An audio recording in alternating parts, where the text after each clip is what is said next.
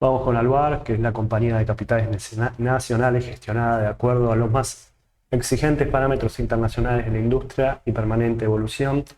Es una de las compañías más importantes de Latinoamérica y exporta el 70%, como se va a dar en este trimestre, a Estados Unidos, Brasil, Japón y Alemania. Recordemos que China tiene casi todo el aluminio, por lo menos de la exportación hacia el mundo. Después, bueno, diferentes países. Argentina creo que está en 11.º lugar de la exportación de aluminio. Después sí, sin embargo también se dedica a la división primaria, que ocupa alrededor del 10% del total de la facturación. Es esta, no división primaria, división elaborados.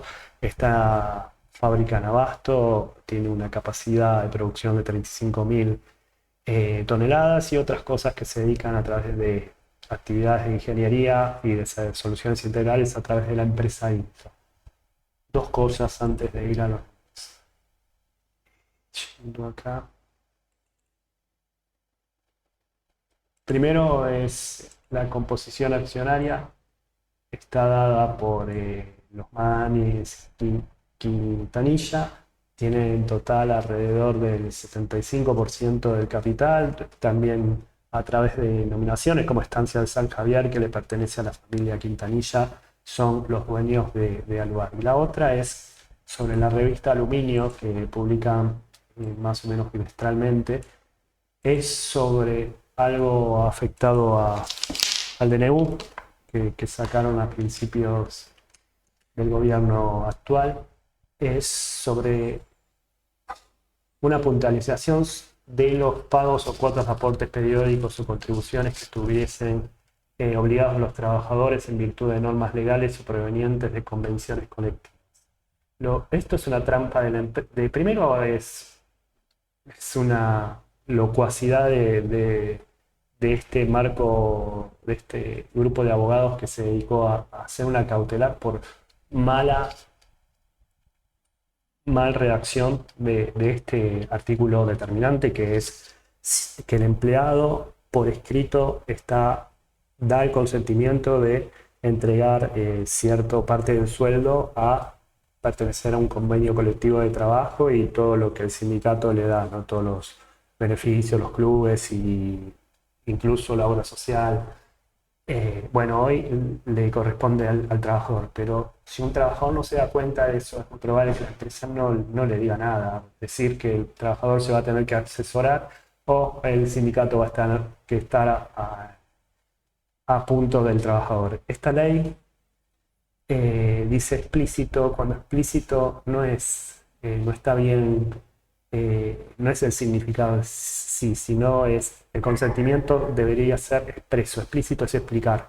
Entonces, eso es lo que va a, a demandar este grupo de abogados que le vieron eso y después se hace una determinada cantidad de preguntas de ¿son consideradas contribuciones sometidas a la aceptación de cada beneficio del convenio? ¿Cómo juega este artículo con este inciso? La no aceptación de una contribución destinada a capacitación lo excluye del beneficio del convenio. Es decir, hay preguntas sobre este inciso C que no está claro, por eso apelaron para hacer una cautelar. Nada más, esto lo hace, eh, bueno, yo creo que lo habrán hecho en todas las empresas y en todos los sindicatos o en la mayoría. El ejercicio 2023, acá la Cámara de Aluminio y Metales Afines es una parte de la industria siderúrgica o de metal, y bueno, estarán todos en concordancia. Ahora sí, los números, el ejercicio 2023-2024 acarreó un saldo negativo de 1.496 millones. El año pasado se acarreaba 34.950 millones. Esto da un déficit, el segundo trimestre en particular, da un déficit de 19.661 millones. El año pasado fue un superávit de 6.266 millones. Esto está dado por diferencia de cambio y como es el brusco devaluación, sobre todo a fin de año, en consecuencia dándole una diferencia de cambio muy negativa, como vamos a ver después. Viendo el estado de resultados, tenemos lo siguiente. Tenemos muy buen resultado operativo, son 20.000 millones más que el año pasado. El resultado bruto está en concordancia o más o menos. Esto se debe a algo que vamos a explicar después, que tiene que ver con otros resultados operativos y la diferencia entre el valor que le dejan exportar, entre el 80-20 que el gobierno de Massa accedió para los cobros para la obtención de mercadería con los proveedores, es decir, el 80% al valor Expo y el 20% al, al valor del mercado del valor oficial. Bien, y la diferencia de 20.000 millones a favor. ¿Qué más acá? Bueno, accionistas en la sociedad nos dan 1.497 millones. Esto tiene que ver principalmente también por los impuestos a las ganancias, que si bien que hay un beneficio de 13.730, no hay mucho más. Bueno, en puntos salientes, en octubre se emitió la obligación negociable de clase 7 en torno a los 138 millones de dólares con una tasa de interés anual del 7% y con pagos de amortizaciones a partir del 26 de enero del 2026 utilizados para refinanciación de previos de este préstamo de pasivos a corto plazo mientras van venciendo. En este periodo la planta de aluminio primario ha funcionado en su plena capacidad y acá vuelve la cámara. El despacho de aluminio, según la Cámara Argentina de la Industria de Aluminio y Metales Afines, tiene el cuatrimestre más bajo del segundo cuatrimestre del 2021, es decir, pandemia, para decirlo de alguna manera. Esto lo tenemos en la página 20.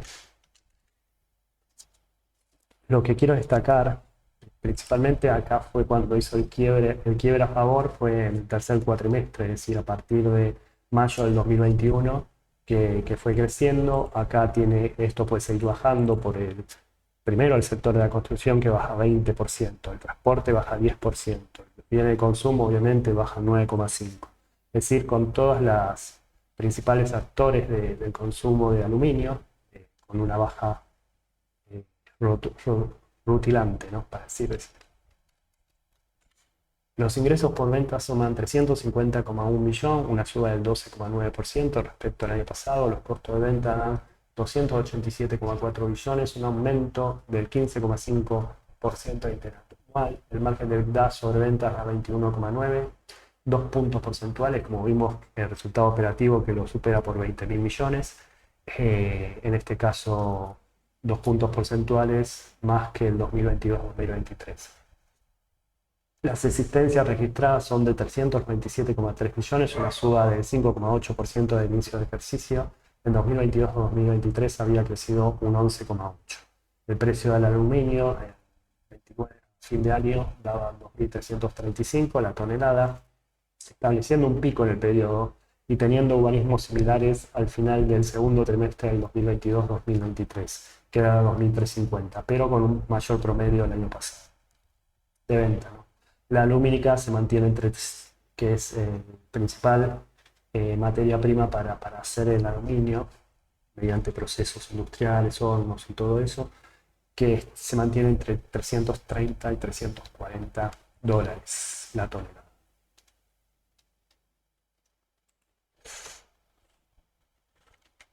Bueno, yendo a los costos, vemos que tenemos 397,3 millones, cuando tuvimos el inicio del ejercicio 375,7 y el año pasado aumentó alrededor de 40.000 millones de pesos. En cuanto a la cotización del aluminio, el commodity, tenemos que llegó a picos de 2.336 cuando el año pasado en el mismo periodo ha llegado a 2.500, después hizo un serrucho, bajó bastante, casi hasta 2.075, y después hizo un serrucho por 2.300, 2.350, 2.400. Hoy, haciendo una futurología, estamos viendo que se mueve alrededor de 2.200 dólares la tonelada.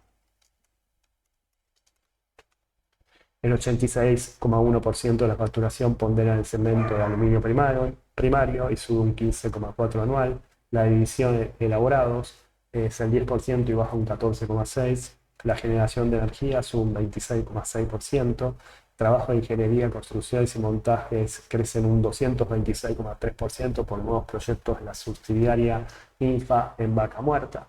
Se factura de exterior un 54,8% del total, el 99,9% es de aluminio primario y sube un 33,6%. En el plano local bajan un 4,9%. Es decir, fue muy buena la exportación. El año pasado había problemas con el transporte, con los barcos. Este año eso ya está solucionado, ni siquiera lo mencionan en las perspectivas como lo hacían antes. Viendo los segmentos, tenemos que división primario sube alrededor de 40.000 millones, división elaborados baja 6.000 millones, generación de energía sube 1.700 millones, dando 8.067, y ingeniería y construcciones sube de 1.766 millones, casi 4.000 millones más en 5.766 millones. Bueno, el externo sube de 143,6 billones a 191,8 billones, y el local, sin embargo, baja de 166,5 billones a 158,3 billones de pesos. Como vemos, toda la exportación o casi toda está dada en la división primaria. La producción de aluminio primario sube 3,5, la mayor en 5 años. Los elaborados bajan un 11,3 interanual. Los despachos de aluminio primario suben un 31%. El despacho hacia el exterior, que es casi el 75%, sube un 58,2 anual. Los despachos elaborados bajan un 18,2%, principalmente por bajos en extruidos y foil. Este trimestre se exportaron solo 14 toneladas, no es nada. Ahora vamos a ver. El despacho de energía por la hidroeléctrica Futaleufú fue de 1.195,2 gigabytes, sube un 3%.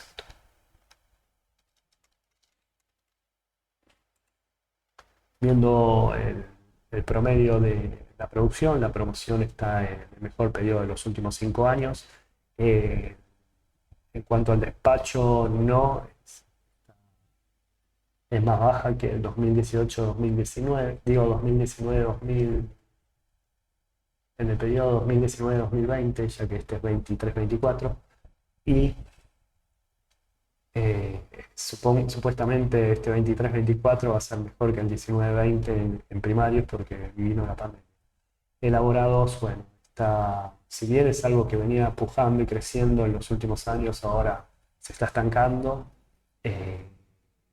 Siguen tanto los foil, los extruidos, los laminados crecen un poco.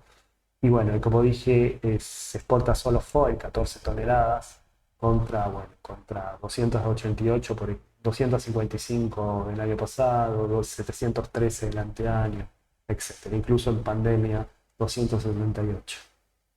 La hidroeléctrica Futaleufú generó o el volumen de generación bruta fue alrededor de 230 gigabytes más que el año pasado, y como dije anteriormente, aumentó un 3% el volumen de generación neta, es decir, la generación hacia el mercado spot, es decir, CAMESA, el que regula, y el mercado ATAR.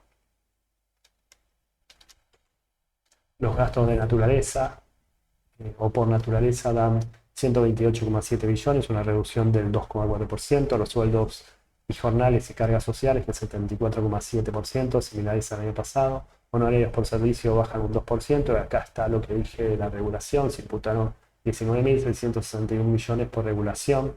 La 28 es el número de regulación por diferencia de precios en exportación. Yendo a la regulación, tenemos 19.661. Esto lo podemos ver en la explicación en otros resultados operativos, dado acá el 80% a través del mercado libre de campos y el 20% dado al mercado que quiera o al dólar oficial, mejor dicho, y es el 20% que gana línea de este resultado entre el valor del mercado libre de cambios y el liquidado por la mencionada compra-venta con valores negociables, es decir, libre. En cuanto a los gastos, tenemos honorarios por retribuciones, más o menos parecida a todos, 500 millones menos, sueldos y jornales similares. Los saldos no operativos acarrea un déficit de 70.162 millones, acá es lo que le da contundencia al resultado final. El año pasado sumaba un superávit de 23.152 millones, esto nos da una brecha de 93.200 millones negativa, y la diferencia de cambio en sí da casi 140 billones de pesos. Los pasivos financieros dan 412,7 billones, siendo un 73,4% mayor al 2022-23. El 90,8% de estos pasivos son en dólares. La posición monetaria en moneda extranjera da 318,3 billones de pesos, es decir, pasado a dólares, aumentando el déficit en pesos un 59,4%, teniendo en cuenta que es la conversión de dólares a pesos, ¿no? Esto se da principalmente por la devaluación que hubo a fin de año. El flujo de efectivo, todo esto lo vamos a seguir viendo, ya que hay una diferencia brutal, excepto que la inflación se coma esa devaluación.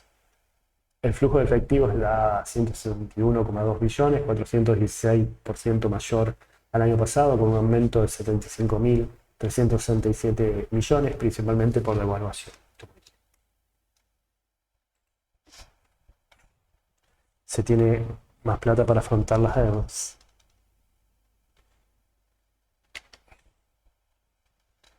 Bueno, acá está lo de los resultados financieros, da la negatividad, como dije anteriormente.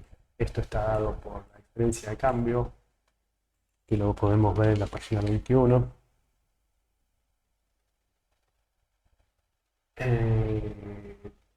Donde acá está expresada acá, que no está incluido en ningún cuadrito, 139,7 billones de pérdida contra 139 millones de ganancia.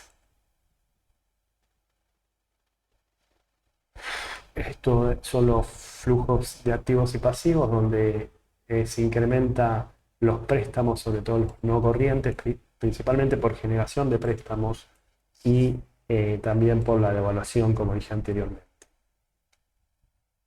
Pasivos financieros, si no encuentro acá. Sí, están dados acá 238 billones a 412,7 billones, es el crecimiento de los pasivos financieros desde el inicio del ejercicio. Y por último, el flujo de fondos da 171,2 billones a favor, dado por una diferencia de cambio a favor por tenencia. Se espera que el precio promedio del aluminio se encuentre en valores promedio de los $2.200 la tonelada por la lenta recuperación de USA y la Unión Europea. El incremento de derecho a exportación, impuestos a la importación, condiciones recesivas, etc., afectarán negativamente en los trimestres que vienen. La liquidez va de 2,48 a 3,17, la solvencia de 1,05 a 1,11, el valor del libro 193,6. La cotización no aumentó nada respecto al trimestre anterior. Si se lo toma en la posición trimestre anterior o la exposición que di el trimestre anterior con la posición que estoy ahora dando, bajó de 1.000 a 9,94. La capitalización da 2.783 millones. La pérdida por acción es 0,53. Y el promediado, que bajó 6 años, ahora da 24,3. Es todo. Hasta luego.